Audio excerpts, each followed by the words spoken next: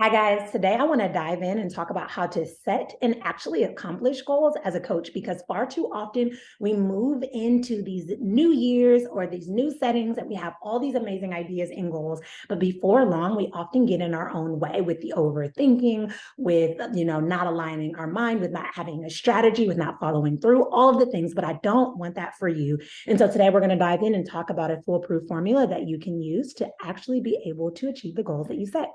So the first thing that you want to do is you want to pick your theme.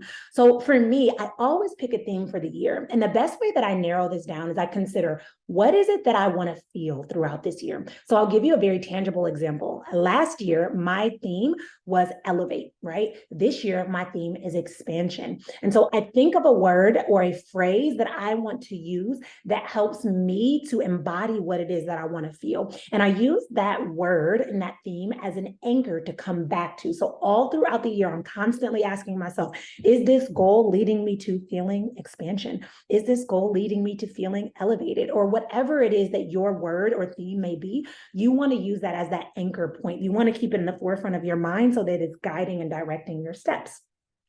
After you've picked your theme, what you want to do is you want to look at last year. So I always like to look at the last year because last year serves as a guide of what we should do more of and what we should do less of. And let me break that down. So when I look at the previous year, I look at it and I say, what worked really, really well this year that I want to do more of? And I consider the ways in which I can weave this into my next year vision or my current year vision. Then I look and I say, okay, what were things that I did that didn't go so well? And how can I tweak those? So, for example, one of the things that I'm really, really prioritizing is monitoring my energy. As I learned my human design and understood that I'm a manifestor, I'm supposed to come up with a lot of ideas, but I'm not always supposed to be the one that takes action with them. And so for me, learning that was bringing on a team and getting more support. So there's things that I do really well and I want to stay in my zone of genius. And then there's things that I don't do really well. Just a personal example is like, I know how to braid hair, but I don't braid hair very fast. I'm not very quick with it. So one of the things I've decided this year is because it's something that frustrates me doing hair is that I'd rather pay someone to do my daughter's hair or my hair. And then I can stay in my zone of genius by writing an email or writing a blog or doing something of that nature while hair is getting done. This became possible because I reflected on that. And as I started to leverage it, I started to realize that it makes more room for me to do things that align with me, that feel good for me and my energy. So when you look at your last year, what you want to think of, okay, what are some of the strategies and skills that are going to allow me to feel in relation to the theme that I want to feel this year? So let's say that you pick the theme of productive. What does that look like for you? Or let's say you pick the theme of joy or peace. Peace is a good one. So let's say you pick the theme of peace. What is the things that you did last year that you want to move into this year that's going to allow you to feel that? It's going to make room for you to feel that. So important. Okay. And again, looking at last year as a frame of reference is imperative. The next thing you want to do is you want to brainstorm a plan. So based on how you want to feel and what it is that you want to call in, you want to begin to list different ways that you can embody your chosen theme. Okay. So essentially, how can you bring this theme into your life? And this is why I had you kind of reflect on last year. Because as you reflect on last year, you start to think about what things you can bring over and what things you need to leave. Okay. Far too often, we carry over the same habits, the same ways of thinking, the same behaviors, all of those things into the next year. And then we wonder why we feel stuck or stagnant or why it feels like we're living the same year after year.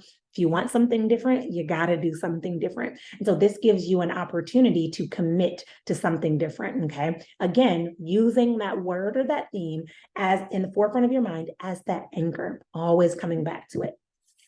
All right. Step number 4 is now you're going to set goals.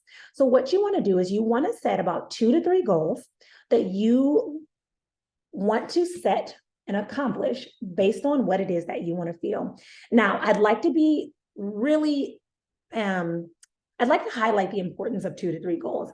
I find that a lot of times when I'm bringing on new clients, they have 17 goals. So they'll have a goal to lose weight. They'll have a goal to eat healthy. They'll have a goal to save a certain amount of money. They'll have a goal to travel. They'll have a goal to hire this coach. They'll have a goal. They'll have all these different goals. And it's no wonder that we feel exhausted before we even begin. Research says that just 2 to 3 weeks into January, most people have already fallen off on their goals. There's actually a day labeled National Quitters Day because most people have given up on their goals. And it's not because they don't want it. It's not because they're lazy. is because they don't have a plan, and we often overwhelm ourselves without some level of like a strategy to be able to get there. When you narrow that down to having 2 to 3 goals, it helps you to stay hyper focused on maybe 1 to 2 to 3 areas max, so that you're not spreading yourself thin. Because I promise, if you try to lose weight, you try to eat healthy, and you try to save money at the same time, and then you try to hire a coach, and then you try to travel, you're going to drive yourself bonkers. Okay, so setting 2 to 3 goals that help you go back to that theme and that word that you want to prioritize and feel throughout this next year. Okay, so let's say peace. Maybe your goal is, like, when you think of peace, you think about that peace of feeling safe in your body around money. So that may look like, the 2 goals may look like peace, meaning that every single day you commit to a self-care activity, and peace around, saving up to $10,000 in your bank account, or having a 10K month as a coach, or whatever it may be, because that's providing you that feeling of peace. So as you're listing your 2 to 3 goals, ask yourself, is this allowing me to feel blank? Is this for me allowing me to feel that expansion that I desire? Is this allowing me to feel peace? Is this allowing me to feel healthy? Is this allowing me to feel productive? Whatever it is that you set for your theme, you want your goals to be in direct relation to that. Now, one of the things, I actually pulled this straight from my coaching program, and I feel like it's important to say that, because when we're setting goals, a lot of time I think people set states or set values, but they're not really setting goals or outcomes. And so I want to explain the difference. So when you set a value, you're stating it ambiguously. So you'll say something like, I want to be healthy, or I want to be happy. But like, what does healthy or happy look like? Is that a certain weight amount? Is that a certain number of times you smile a day? Making sure that you're setting your goals specifically is the key to setting strategic goals that you can actually reach. You also want to make sure it's measurable. A lot of times when we set goals, we don't set it in a way that we can measure it. So it's just like, again, I want to be happy, but that's not measurable. That's not something that we can measure, versus saying, I want to enjoy happy hour with my coworkers twice a week. That's something measurable. I want to have a 10K month 10 months out of the year. That's something measurable. You want to make sure that you can actually look back and measure, okay? Because you'll see it'll make sense in the next step.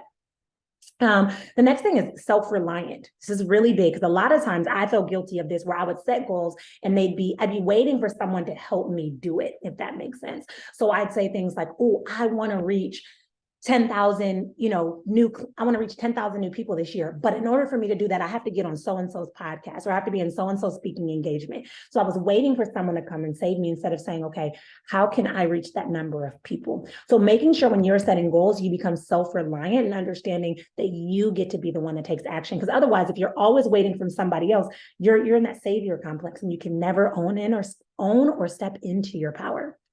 The next thing is, you want to state your goal as if now. That is an NLP technique that I teach inside of my Elevate Method coaching program, where we talk about, instead of stating a goal in the future tense, where it's like, I hope that I can get there, or at the end of this year, I'll be here, because to your subconscious mind, it feels like, oh, there's always time to get there. There's no pressure to bring it to fruition now. So what I do when I set goals and when I work with my clients is, I set the goal as if it's happening now. And I like to bring in all of the things that are happening with it. So let's say you hit your first 10K month, and that brings you so much peace, because now you're not feeling maybe as in debt as you were, right? And that goes back to that theme of the year of like just peace. Okay, so say it now. Right now, I've hit 10K. I've hit my first 10K month, and I feel so excited because I see my clients writing all of these amazing reviews saying how much I've helped them. I feel so empowered from the work that I've done, that kind of thing. So you want to make it seem like it's happening now, because your subconscious mind, much like a magnet, I could talk about this forever, will propel you to it, because it wants to bring it to your reality. It wants to make sure that it's real. It never wants to make you out to be a liar. So it works to make it happen in the now. And then you want to make sure that when you're setting the goal, the 2 to 3 goals that you're working on, that you set it toward motivated, okay? Moving toward what you want, not away from what you don't want, okay? So a lot of times people may say, I want to feel peace. And I want to feel peace because in my 9 to 5, it feels like it's sucking my soul and I'm miserable, right? That's you running away from a place. And the way your subconscious mind works is, when you're moving away from something, you actually become a magnet to that thing. What you focus on is what you find. When you become toward motivated, you move toward that, and what you focus on is what you find. So you're focused on what you want to call in. So I want to feel peace by calling in a 10K month regularly, because I want to have an impact all around the world, right? I want to create this massive ripple effect, or whatever it may be, okay? So as you're stating your goals, those 2 to 3 goals, I want you to keep these things in mind, making sure it's stated specifically, that you can measure it, that it's self-reliant, relying on you, that it's stated in the current tense, and that it is toward motivated, moving toward what it is that you want. The next thing you want to do is you want to break your big goals down into quarterly goals, making it more digestible and easier for you to be able to like take in. So for example, you may say, okay, I want to make, let's say you decide that you want to have a 6-figure year. Okay, what does that look like quarterly? That's 25K every single quarter. Breaking it down. Let's say, for example, you say that you want to travel. That may look like that you travel twice a year out of the country and twice a year within the country. Let's say, for example, it's a self-care goal. That may look like, that you commit to every single quarter getting a massage, but every single month it's a massage, a pedicure or something. But the goal is to break your big goals down into bite-sized chunks so that you have a strategy to be able to follow to be able to get there. And it'll make sense because this will lead to this. Is what I was talking about when you want to be able to measure your goal. But the sixth step is to create a regular reflection time. This is where I see that people fall off. They set a goal, and then once they set that goal and they haven't been able to reach it, they change the goal instead of changing the route to be able to get there. When you create a regular reflection routine and a regular reflection time, what happens is you say, okay, I set this goal to hit 10K months. And I got really close because I hit a 7K month, but what did I miss? Oh, maybe I didn't launch this month, or maybe I should have gotten more freebies, or maybe I should have posted more, or maybe I should have posted less, or maybe I should have followed up with more people, whatever it is. But when you regularly are reflecting, this allows you to review your goals, see what's working and how to do more of it, and see what's not working, how to do less of it. Instead of just getting to the end of the month or the end of the quarter or the end of the year and saying, well, it didn't work, and just throwing it all away. You use that time to be intentional about reflecting on how you may change the path, but you still get to that ultimate big picture goal, okay? So that regular reflection time may look like, for me, what I like to do is I like to do it regularly. So I like to do it once a week. That may look like for you, since you're starting, doing it once every 2 weeks. I wouldn't recommend any longer than that, because if you wait too long, it feels too overwhelming to go back and look and say, okay, what do I need to do? Or what do I need to change? Or what went well? That kind of thing. The next thing is my favorite part, is to create a reward schedule. So what is a schedule that you can create that will allow you to reward yourself for your accomplishments? As a recovering achievement addict, I felt like every single achievement wasn't good enough. And I kept waiting for this major, major achievement. And it wasn't until I started to do some inner child work that I went back and I looked and I'm like, wow, I have accomplished a lot and I haven't given myself enough credit. And as I started to celebrate my wins, it gave me the drive and the momentum that I needed to see my vision through. When you create a regular reward schedule, it gives you something to look forward to. It reminds you what you're working for. So that may look like, every month you go out to a fancy dinner. That may look like once a week you get to watch your favorite TV show. It doesn't even have to be something that costs all the time. That may mean once a quarter you travel out of country, whatever it may be. Think about a reward schedule that looks good for you, and then use that as like a target of like, yes, if I just get here, I can buy that amazing Gucci bag, or I can go out and get a pedicure on a girl's night, or I can turn on, the Office marathon and watch it on replay again and again and again. But creating that reward schedule is so imperative. All right. Then the 8th and final step is to detach from the outcome. So once you set your goals and you have it in mind, you have the theme of what you want to feel, and you remember to keep anchoring that feeling throughout the year. Every single day, just reminding yourself, I am feeling this, I will feel this, I am working to feeling this, that kind of thing. You want to detach from the outcome. I find this often where people get so attached to a specific outcome, meaning the goal has to look like this, the goal has to happen like this, that they end up actually repelling the goal from them, all right? When you detach from the outcome, you put yourself in a position to just trust that is already happening without the effort, without the hustle, without the hard work, without the overthinking, without all of that. You just trust that it's already taking place, that it's already happening. And even what's even greater is that when you detach from the outcome, for me, every time I've detached from the outcome is even bigger and greater than what I could have even fathomed or imagined. There's a quote, and I'm going to botch it, but it's like something like, shoot shoot for the sky, and at least you'll fall amongst the stars, right? And it's the same thing. Like, what happens if you shoot for a 20K month and you only end up with a 15K month? Is that bad? Is that considered a failure, right? What happens if you set up for doing self-care once a week and you only do it once every 2 weeks? Did you fail? No, you still incorporated more self-care. This year I set a goal to read my Bible 365 days without a single missed day. And guess what? I missed one day this year. Does that mean that I failed? Absolutely not. That's 364 days that I got closer and closer to the word and to God and feeling connected, right? So don't set up this idea that it has to look a certain way. Detach from the outcome and trust that what's coming is even bigger and better than you can begin to fathom. So I challenge you to consider the ways in which you can incorporate these different steps. I'll go back over them quickly so that you can see.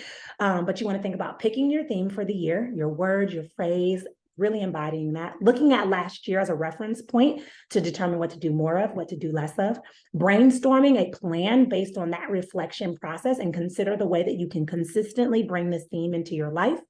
Set 2 to 3 goals that align with that vision, that theme, and that word that you want to feel for the year.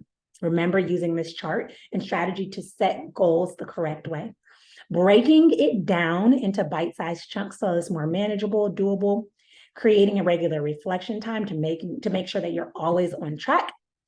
Also, creating a regular practice in your routine to be able to create that reward schedule, which gives you something to look forward to. And detaching from the outcome, trusting that what's on its way to you is already on its way to you, and it may even surprise you, which is exciting. If you desire to make this your best year yet, leverage these tools, but to take your goal setting process to the next level, I invite you to join me for a one-on-one breakthrough goal setting session. This breakthrough goal setting session will blow your mind and your success way out the water, all right? And we use a strategy called time, which allows you to set goals into your future timeline and gives you the tools and the strategies to make it happen all the way up into the now, so that each step you take after just gets you closer and closer and closer. It's a beautiful strategy. It's an amazing process, and this session will blow you away, all right? So definitely use the details in the show notes so that you can schedule your very own special and unique and comprehensive breakthrough goal setting session. And I look forward to seeing you there and supporting you with making this your most amazing year.